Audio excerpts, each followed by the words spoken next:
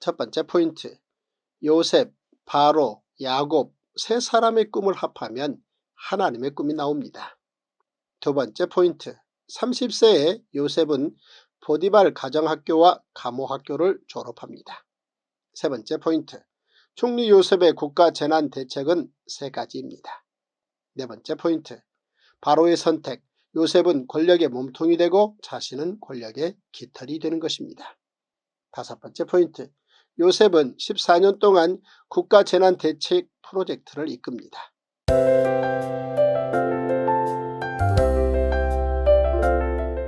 제14일 창세기 39장, 요셉이 이끌려 애굽에 내려가매 바로의 신하 친위대장 애굽사람 보디발이 그를 그리로 데려간 이스마엘 사람의 손에서 요셉을 사니라.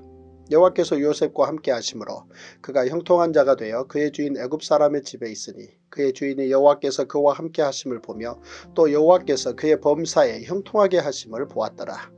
요셉이 그의 주인에게 은혜를 입어 섬기매 그가 요셉을 가정총무로 삼고 자기의 소유를 다 그의 손에 위탁하니 그가 요셉에게 자기의 집과 그의 모든 소유물을 주관하게 한 때부터 여호와께서 요셉을 위하여 그 애굽 사람의 집에 복을 내리심으로 여호와의 복이 그의 집과 밭에 있는 모든 소유에 미친지라.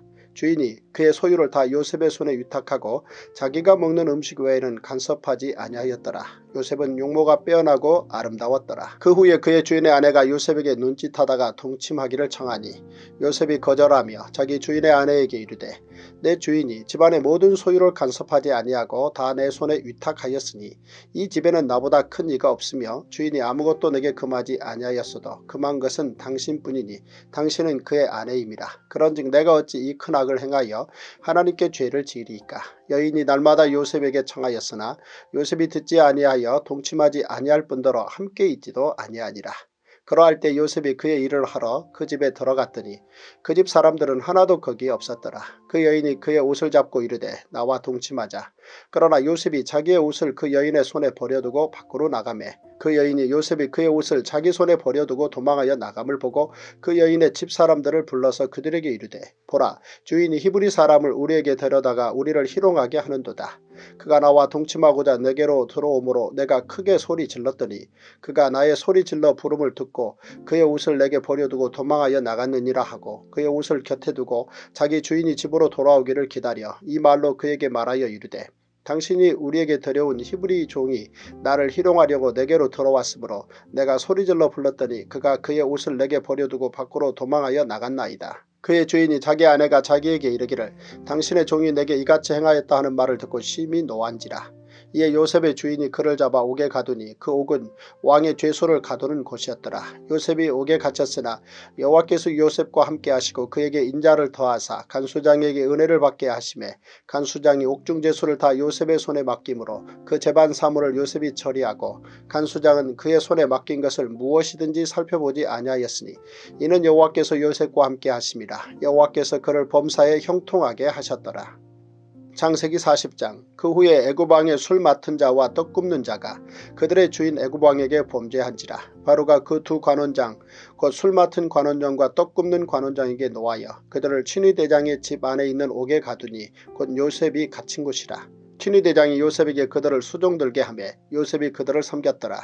그들이 갇힌 지 여러 날이라. 옥에 갇힌 애굽왕의 술 맡은 자와 떡 굽는 자 두 사람이 하룻밤에 꿈을 꾸니 각기 그 내용이 다르더라.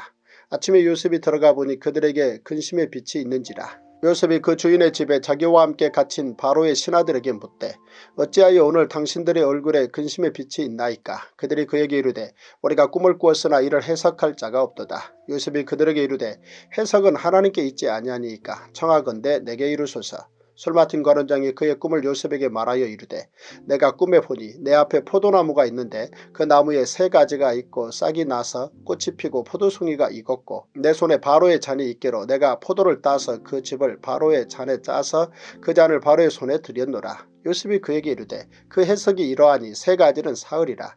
지금부터 사흘 안에 바로가 당신의 머리를 들고 당신의 전직을 회복시키리니 당신이 그 전에 술 맡은 자가 되었을 때 하던 것 같이 바로의 잔을 그의 손에 드리게 되리이다. 당신이 잘 되시거든 나를 생각하고 내게 은혜를 베풀어서 내 사정을 바로에게 아뢰어 이 집에서 나를 건져주소서.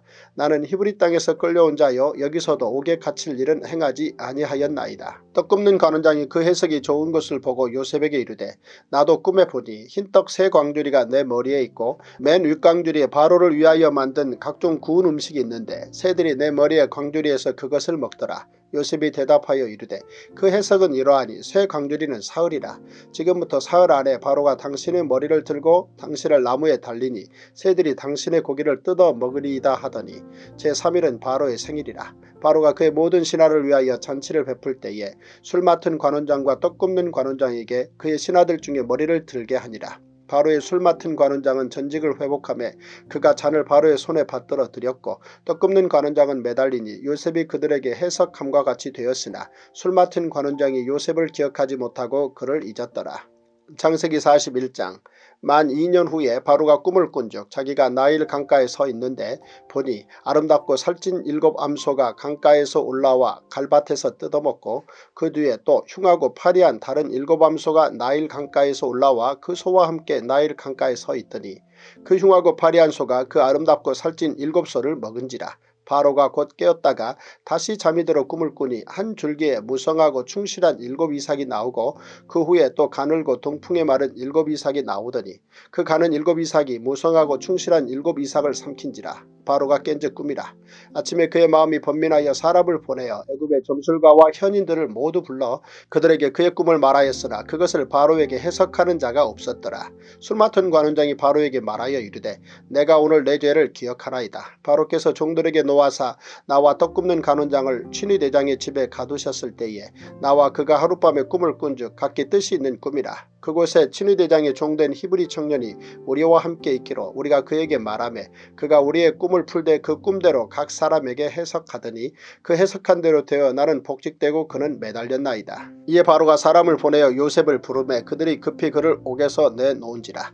요셉이 곧 수염을 깎고 그의 옷을 갈아입고 바로에게 들어가니 바로가 요셉에게 이르되 내가 한 꿈을 꾸었으나 그것을 해석하는 자가 없더니 들은즉 너는 꿈을 들으면 능히 푼다 하더라. 요셉이 바로에게 대답하여 이르되 내가 아니라 하나님께서 바로에게 편안한 대답을 하시리이다. 바로가 요셉에게 이르되 내가 꿈에 나일 강가에 서서 보니 살찌고 아름다운 7 암소가 나일 강가에 올라와 갈밭에서 뜯어먹고 그 뒤에 또 약하고 심히 흉하고 파리한 7 암소가 올라오니 그같이 흉한 것들은 애굽 땅에서 내가 아직 보지 못한 것이라. 그 파리하고 흉한 소가 처음에 7 살찐 소를 먹었으며 먹었으나 먹은 듯하지 아니하고 여전히 흉하더라. 내가 곧 깨었다가 다시 꿈에 보니 한 줄기에 무성하고 충실한 7 이삭이 나오고 그 위에 또 가늘고 동풍에 마른 7 이삭이 나더니 그 가는 이삭이 좋은 7 이삭을 삼키더라. 내가 그 꿈을 점술가에게 말하였으나 그것을 내게 풀이해 주는 자가 없느니라. 요셉이 바로에게 아뢰되 바로의 꿈은 하나라. 하나님이 그가 하실 일을 바로에게 보이심이니이다. 7 좋은 암소는 7회요 7 좋은 이삭도 7회니 그 꿈은 하나라. 그 위에 올라온 파리하고 흉한 7 소는 7년이요 동풍에 말라 속이 빈 7 이삭도 7회 흉년이니 내가 바로에게 이르기를 하나님이 그가 하실 일을 바로에게 보이신다 함이 이것이라. 온 애굽 땅에 7회 큰 풍년이 있겠고 후에 7회 흉년이 들므로 애굽 땅에 있던 풍년을 다 잊어버리게 되고 이 땅이 그 기근으로 망하리니 후에 든 그 흉년이 너무 심함으로 이전 풍년을 이 땅에서 기억하지 못하게 되리이다. 바로께서 꿈을 2번 겹쳐 꾸신 것은 하나님이 이 일을 정하셨습니다. 하나님이 속히 행하시리니 이제 바로께서는 명철하고 지혜 있는 사람을 택하여 애굽 땅을 다스리게 하시고 바로께서는 또 이같이 행하사 나라 안에 감독관들을 두어 그 7회 풍년에 애굽 땅의 5분의 1을 거두되 그들로 장차올 풍년의 모든 곡물을 거두고 그 곡물을 바로의 손에 돌려 양식을 위하여 각 성읍에 쌓아두게 하소서. 이와 같이 그 곡물을 이 땅에 저장하여 애굽 땅에 임할 7회 흉년에 대비하시면 땅이 이 흉년으로 말미암아 망하지 아니하리이다. 바로와 그의 모든 신하가 이 일을 좋게 여긴지라. 바로가 그의 신하들에게 이르되 이와 같이 하나님의 영에 감동된 사람을 우리가 어찌 찾을 수 있으려 하고 요셉에게 이르되 하나님이 이 모든 것을 내게 보이셨으니 너와 같이 명철하고 지혜 있는 자가 없도다. 너는 내 집을 다스리라. 내 백성이 다 내 명령에 복종하리니 내가 너보다 높은 것은 내 왕자뿐이니라. 바로가 또 요셉에게 이르되 내가 너를 애굽 온 땅의 총리가 되게 하노라 하고 자기의 인장반지를 빼어 요셉의 손에 끼우고 그에게 세마포 옷을 입히고 금사슬을 목에 걸고 자기에게 있는 버금수레에 그를 태우매 무리가 그의 앞에서 소리 지르기를 엎드리라 하더라. 바로가 그에게 애굽 전국을 총리로 다스리게 하였더라. 바로가 요셉에게 이르되 나는 바로라. 애굽 온 땅에서 내 허락이 없이는 수족을 놀릴 자가 없으리라 하고 그가 요셉의 이름을 사브낫 바네아라 하고 또 온의 제사장 보디베라의 딸 아스낫을 그에게 주어 아내로 삼게 하니라. 요셉이 나가 애굽 온 땅을 순찰하니라. 요셉이 애굽 왕 바로 앞에 설 때에 30세라. 그가 바로 앞을 떠나 애굽 온 땅을 순찰하니 7해 풍년에 토지 소출이 심히 많은지라. 요셉의 애굽 땅에 있는 그 7년 곡물을 거두어 각 성에 저장하되 각 성읍 주위에 밭의 곡물을 그 성읍 중에 쌓아두매 쌓아둔 곡식이 바다 모래같이 심히 많아 세기를 그쳤으니 그 수가 한이 없음이었더라. 흉년이 들기 전에 요셉에게 두 아들이 나되 곧 온의 제사장 보디베라의 딸 아스낫이 그에게서 낳은지라. 요셉이 그의 장남의 이름을 므낫세라 하였으니 하나님이 내게 내 모든 고난과 내 아버지의 온 집 일을 잊어버리게 하셨다 하며 차남의 이름을 에브라임이라 하였으니 하나님이 나를 내가 수고한 땅에서 번성하게 하셨다 함이었더라. 애굽 땅에 7해 풍년이 그치고 요셉의 말과 같이 7해 흉년이 들기 시작하매 각국에는 기근이 있으나 애굽 온 땅에는 먹을 것이 있더니 애굽 온 땅이 굶주림에 백성이 바로에게 부르짖어 양식을 구하는지라. 바로가 애굽 모든 백성에게 이르되 요셉에게 가서 그가 너희에게 이르는 대로 하라 하니라. 온 지면에 기근이 있음에 요셉이 모든 창고를 열고 애굽 백성에게 팔세. 애굽 땅에 기근이 심하며 각국 백성도 양식을 사려고 애굽으로 들어와 요셉에게 이르렀으니 기근이 온 세상에 심함이었더라. 통성경 약속의 성취 이야기입니다.